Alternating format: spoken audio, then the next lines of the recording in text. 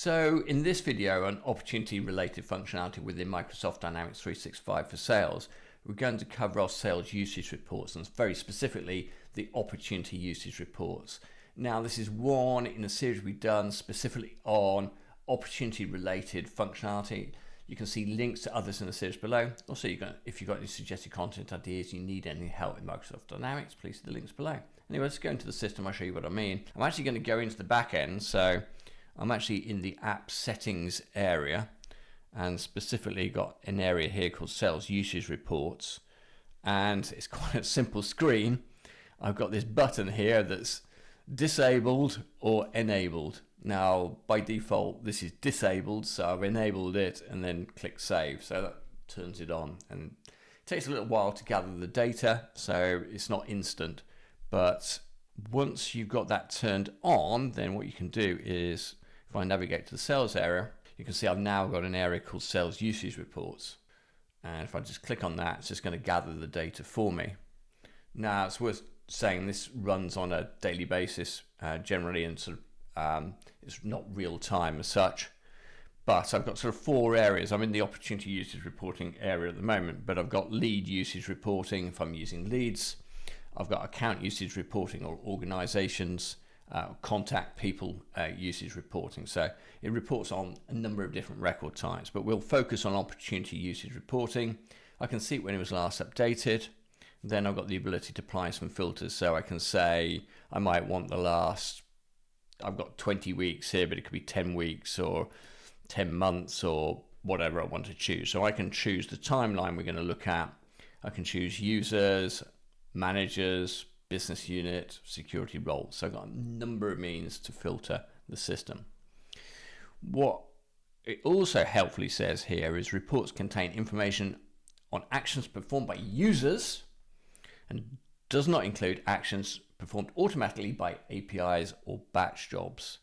So effectively saying if you've got something like an integration, then that's not going to show here, which is fine because we probably don't want that data. We're more interested in individual users' usage patterns, which is kind of what we got here.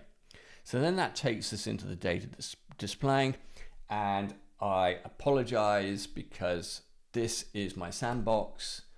I'm only using it for the purposes of creating these videos. It's only me that's using it. The data is therefore not terribly insightful. Turn it on in your environment and you're probably going to find it a lot more useful, but just bear with me. I'm just trying to show the sort of basic functionality that's available.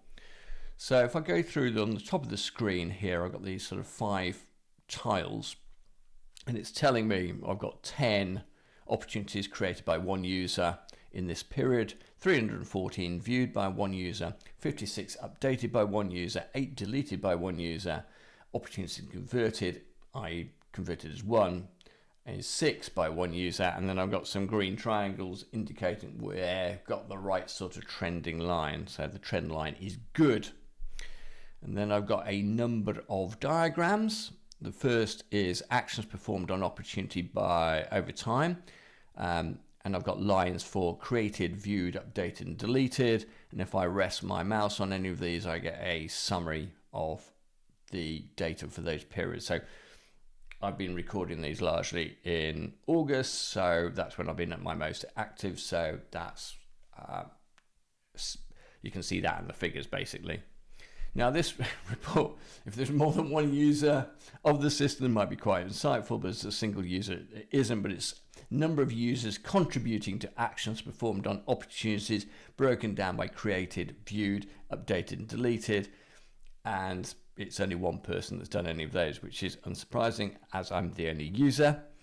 And then I've got 3 ones, users with most, so users with most opportunity created is me, users with most opportunities updated again is me, and users with most opportunity converted again is me. It will only show the top 4, so obviously if you've got a larger organization it will show more than one individual typically. And then I've got a view here, the status of opportunities over time across sort of April, May, in this case July and August, set out by lost, open and won.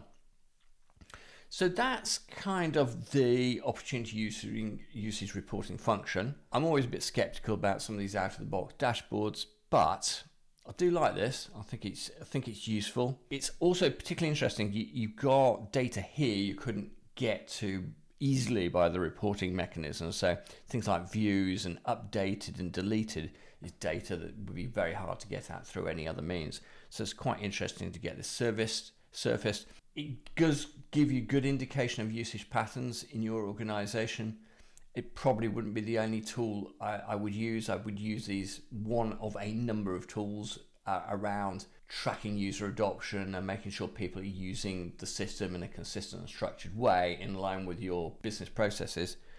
But I think it's potentially a useful tool set. Anyway, hopefully that gives a little bit of insight about what's available through opportunity usage reporting. I say it's one in a series that we've done on opportunity related themes within Dynamics. You can see the playlist for others in the series below. Also, you're going to suggest your content ideas or you need any help with Microsoft Dynamics, please see the links below. Anyway, thank you very much for your time today. Hopefully see you again soon.